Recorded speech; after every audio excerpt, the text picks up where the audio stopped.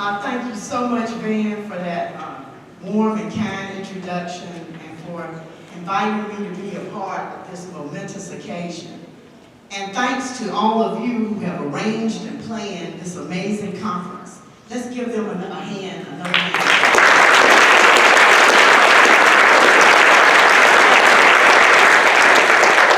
I hope everyone has been having a great time and has been enjoying the pre-conference activities and enjoying being here in Raleigh, North Carolina. I am a part of your official welcome team, and on behalf of the governor of our great state, Governor Roy Cooper, I welcome you from all around the world to North Carolina to the ITAA conference and to the 50th anniversary of the Southeast Institute.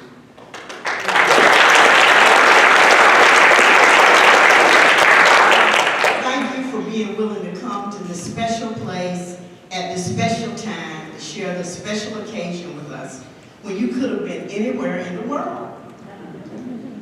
I want to acknowledge some special folks who have been a part of my TA and Southeast Institute journey, and Van has already done that in some respects. I do want to call the name of Dr. Josephine Bowens-Lewis again, who is with us.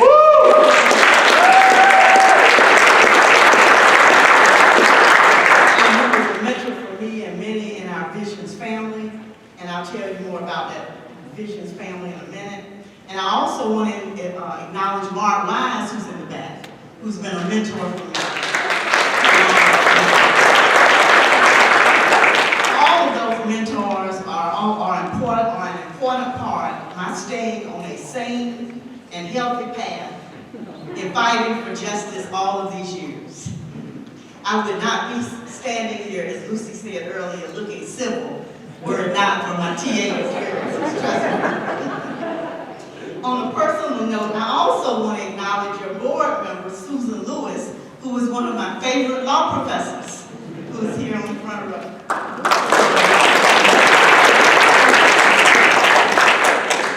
The Southeast Institute has been an important gem to North Carolina and the world.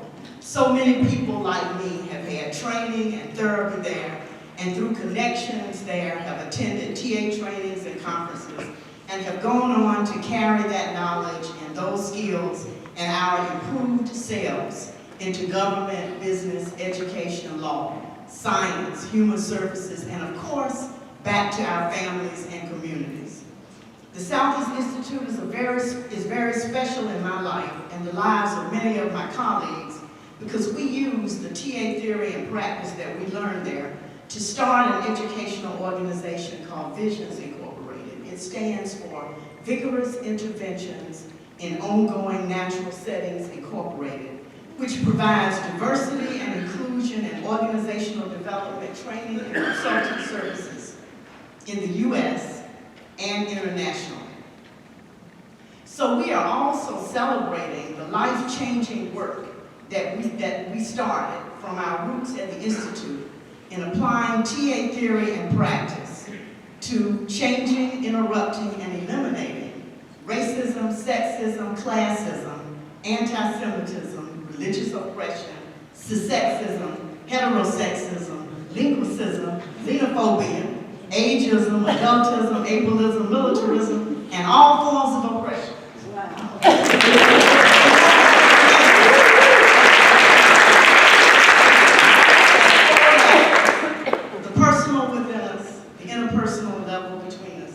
Cultural level among us, and the systemic level, the ways we embed and sustain bias, disparities, and unfairness in the systems we create and participate in.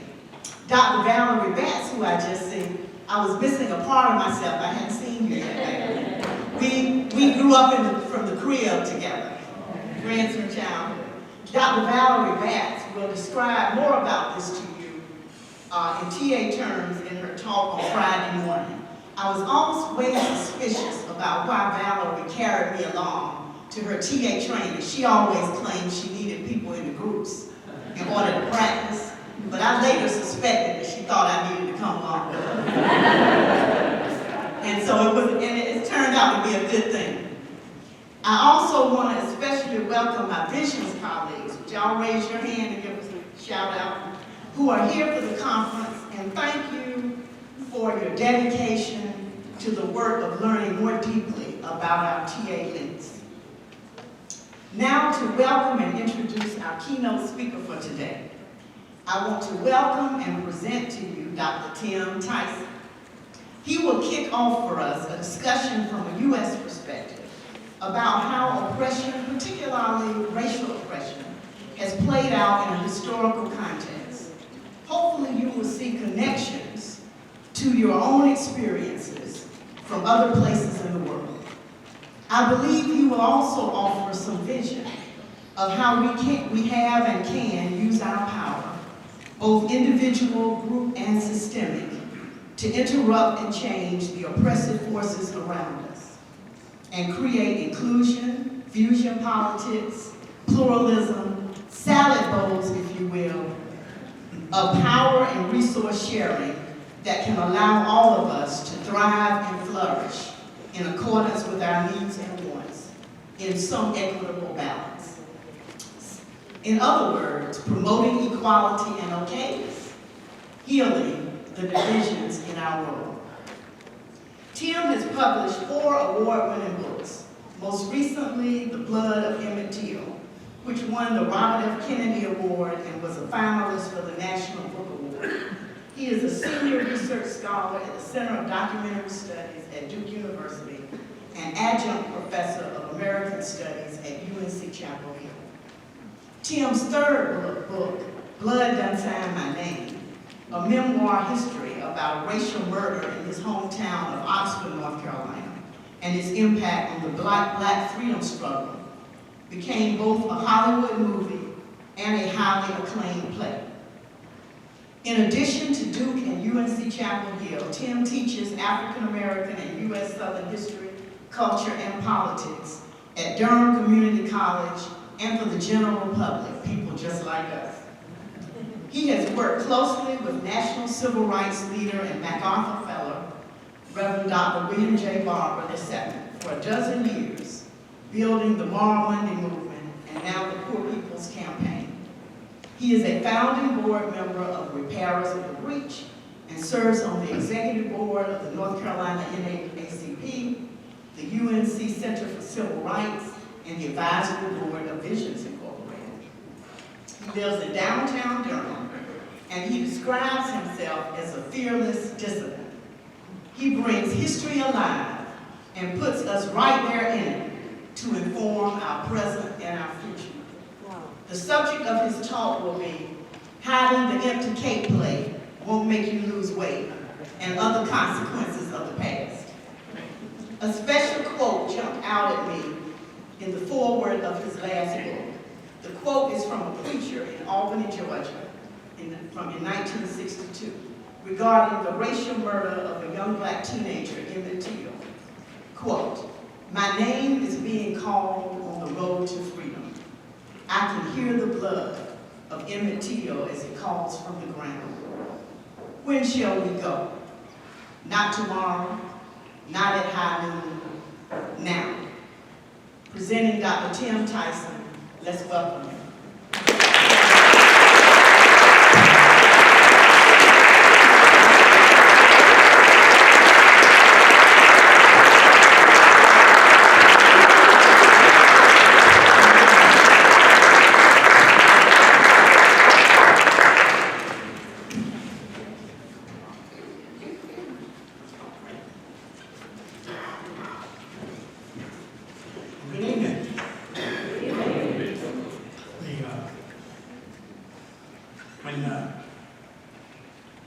When Angela said I described myself as a fearless dissident, that was actually related to the fact that I teach at Duke and at UNC. Race, gender, sexuality, all these barriers between us, I don't know if they can match the power of the one up and down 50 highway 5. But nonetheless, go forward. People often sort of wonder about me. You know, who's the white guy doing all this black stuff? what's it with him? I've heard a number of theories. But there's so many people who ask that, they must be on with something. But I always turn the question back on it, which is to say, why is the whole world obsessed with Black America? If you think about it, African Americans are about 12% of the population of not the largest country in the world. Their history is a brutal story of a people kidnapped and robbed of their names and languages, ensnared for centuries in hereditary bondage, violent repression, slanderous misrepresentation, economic exploitation. But the voice of the Black South echoes all over the globe. Sometimes it seems to virtually dominate world culture.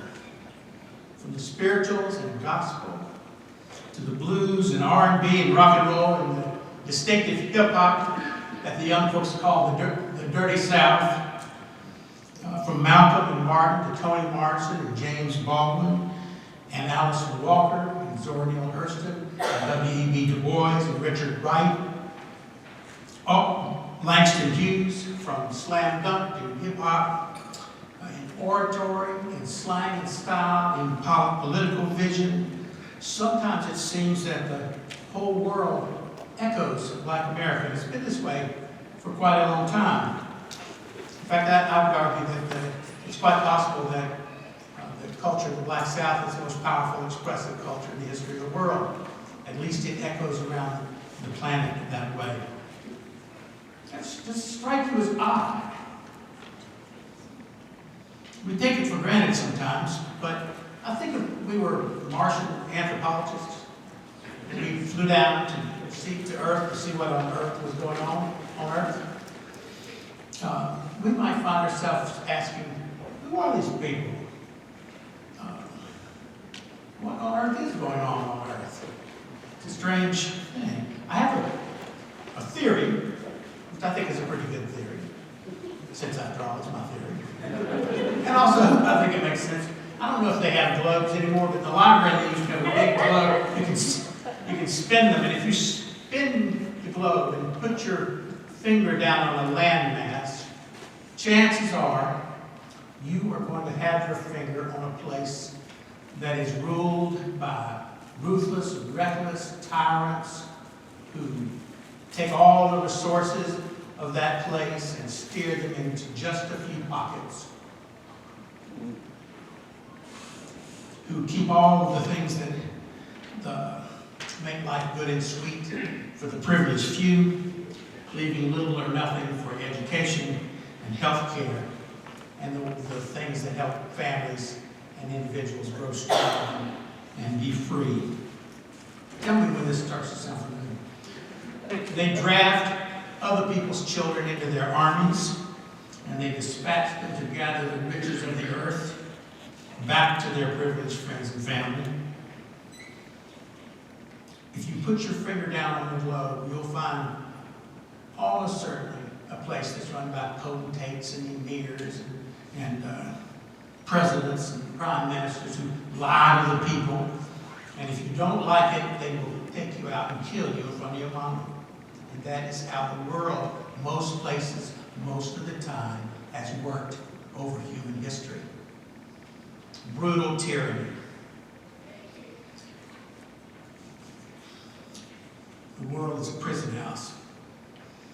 And this, in my view, is why the voice of the Black South has echoed so strongly over the world and spoken to the planet. Because African American culture was born in opposition to what Dr. Martin Luther King called the thingification of human beings.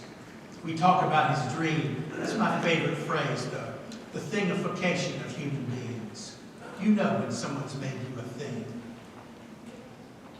And it can happen in any number of ways. It's a common human experience. The thingification. Thing, as in an object. Ification, that is to say, to turn something into a thing. So when someone treats you as a sex toy, you've been thingified. When someone treats you as a sandwich machine or a beast of burden, you've been thingified.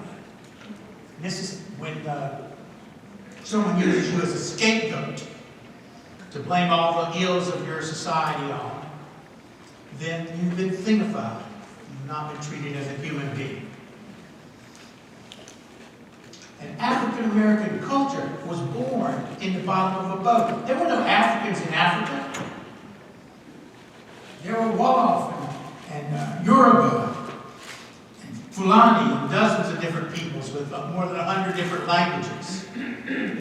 Africa wasn't a country. I remember George Bush didn't think it was, but he said it was one of the most important countries on earth. But the people in the bottom of that boat came from many different peoples, but they forged a culture. And not surprisingly, that culture at its foundation was in opposition to white supremacy and the Atlantic slave trade, this huge debt machine. The Atlantic slave trade was like the oil of the 17th, 18th, and 19th century. If you were against it, you were crazy if you were white. Right? That was to be out beyond the margin of the politics of European-based countries. And it was based on, first they based it on religion. They said that the slave trade was taking people out of Africa and lifting them up to Christian civilization. But that didn't last too long. For one thing, what would happen if the Africans converted to Christianity? Would they then be free? And so came an idea called white supremacy, which is the notion that God has created humanity in a hierarchy with lighter-skinned people at the top and darker-skinned people at the bottom. But the culture that this new people, African Americans, forged in opposition to this, became a tradition that knows that Pharaoh's army is going to sink to the bottom of the sea, and that demands asking, did my Lord deliver Daniel? And why not every man? Of course, and then became something unprecedented in the history of the world. One culture that became a kind of universal language of struggle. African American culture became a world historical force because it was born in opposition to the thingification of human beings. At the heart of the culture, from Go Down Moses to Kendrick Lamar, is the eternally radical suggestion that a person is not a thing, that we are all children of God, who is not a respecter of persons.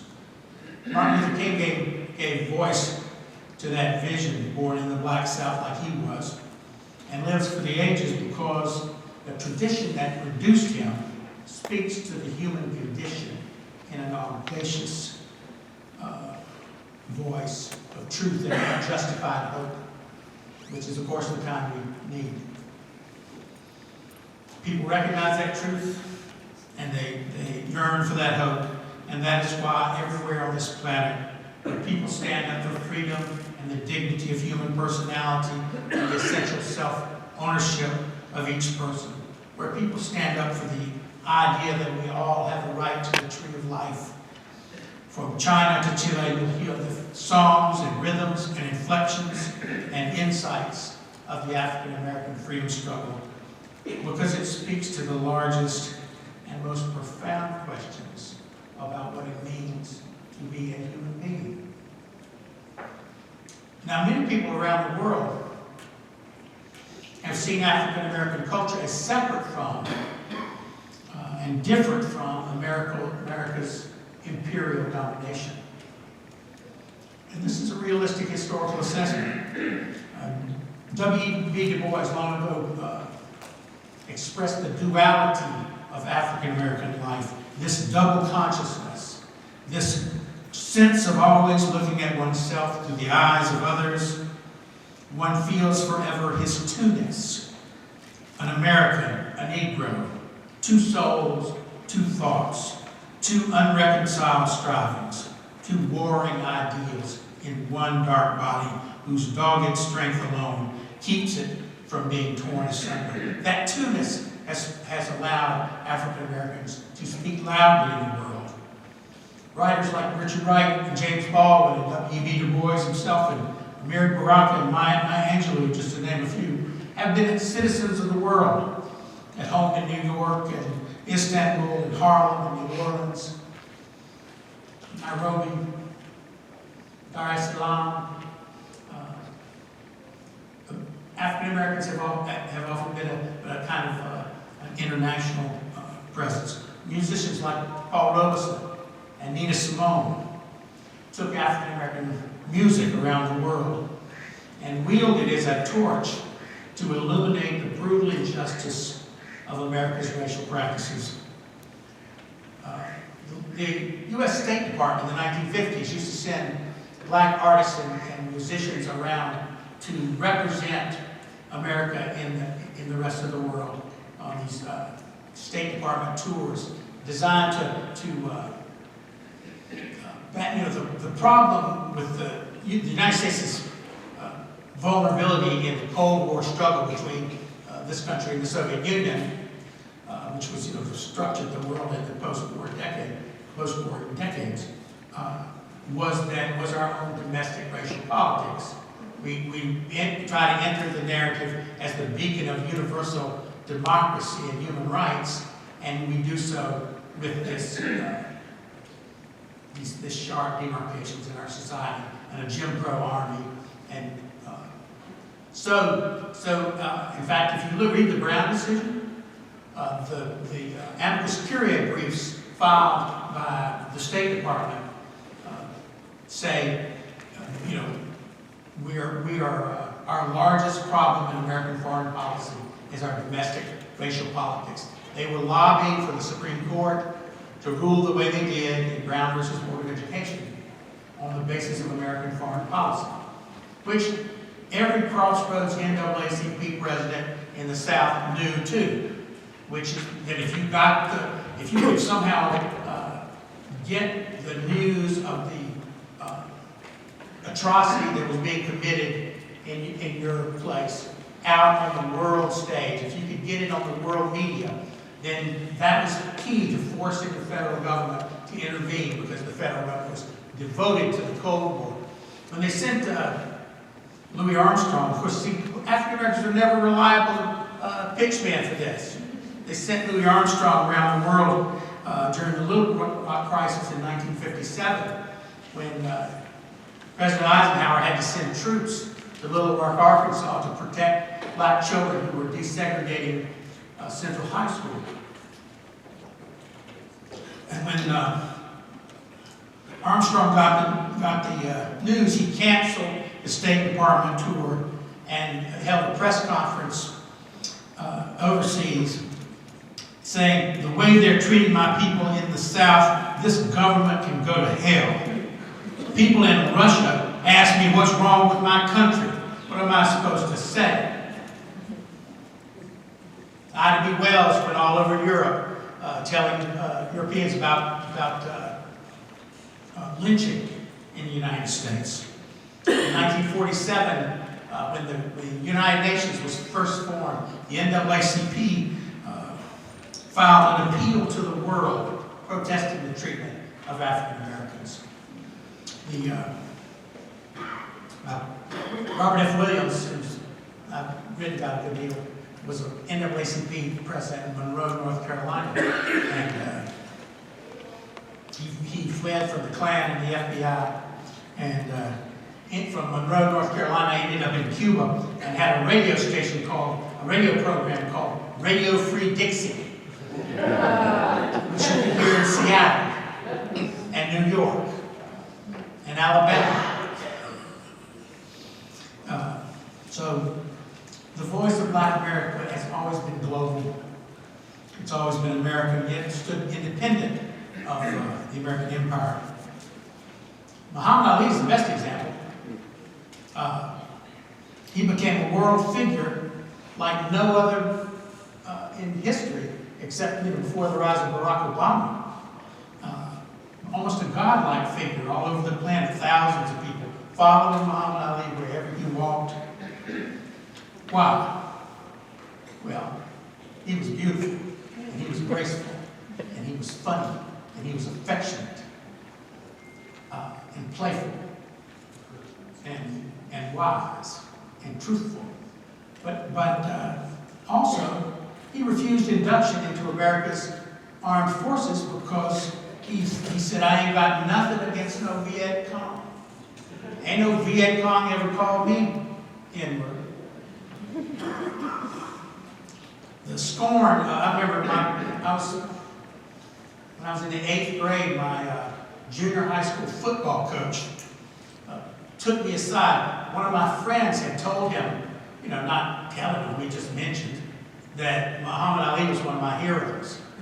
And so there's this 40-year-old man up in my face, red in the face, sputtering spit all over me, about how Muhammad Ali, if he had just gone to the army like Elvis did, he wouldn't have had to fight in Vietnam. He would just, do some exhibition boxing bouts for the troops, and he would have been a hero. But, and on and on and on. Which I kept thinking, what kind of ethical stance is that? And furthermore, you grown man, what are you in my, I don't get this. I like Muhammad Ali. He reminded me of my uncles. And my father. Faintly dangerous, but real sweet. Don't take a lot of mess off people. Especially guys that think it's wrong. So the global appeal of African American culture has been that critical independence and looks at its own country with a clarity that the rest of the country sometimes has a hard time matching. We find ourselves at a time when any hopes of even a flawed democracy are imperiled and all over the planet.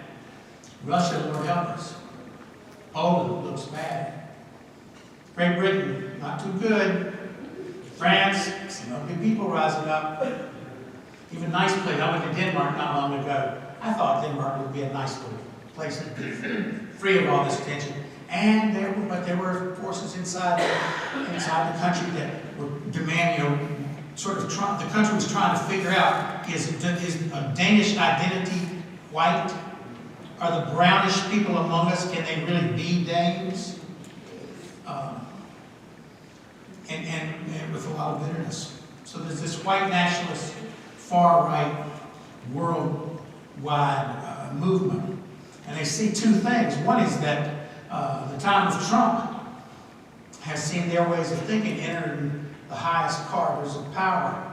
But the other is that our demographics and the way the country is moving, the Obama coalition and the future thereof, demonstrates that, for the first time, a coalition of black, brown, and white anchored in a moral fusion coalition can rule a mighty democracy.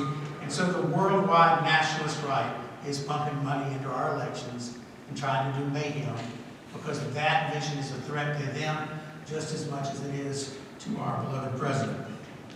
I want to thank Van Jonesford and Angela Bryant and Valerie Batts and all the Vision folks and others who made it possible for me to be here. This organization was born 50 years ago in resistance to white supremacy and demanding social justice and a humane and redemptive moral vision. And I'm proud to be among you. And also to remind you about your job, which is complicated these days. Folks are depressed. People are hurting,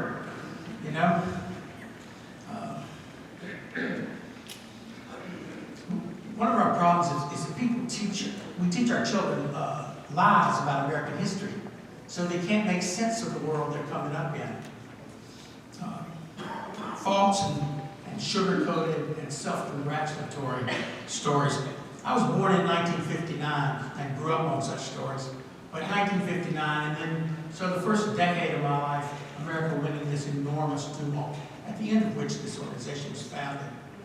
But reporters sometimes call me up and ask me, is this the most divided time America's ever seen? Make me laugh. Lord have mercy. It's not even the most divided time I've seen. I'm 60, but you know. But as I was growing up, what I saw, because I grew up in a race riot, basically, and a little bitty race war in North Carolina in 1969, 70, and 71. You've never seen such a nutty place. The Ku Klux Klan in North Carolina in the late 60s had more members than the rest of the other 10 states of the former Confederacy combined. Even though we try to say we're the Denmark of the South. It's not necessarily that way out in Northampton. Out here, Halifax County isn't centered right. I hope so. So by comparison with what I'd seen at school, including a friend of mine was stabbed to death in the boys' bathroom in a racial fight that he had started. And many other such things. What I learned about the Civil Rights Movement, what little I learned, not in school really, but from grown-ups, it seemed so golden and shimmering compared to what I'd seen. And it seemed so pristine, almost unimaginable in this nonviolence and interracial, and it just sounded really harmonious. And here I was in a world where people were burning stuff and shooting at each other.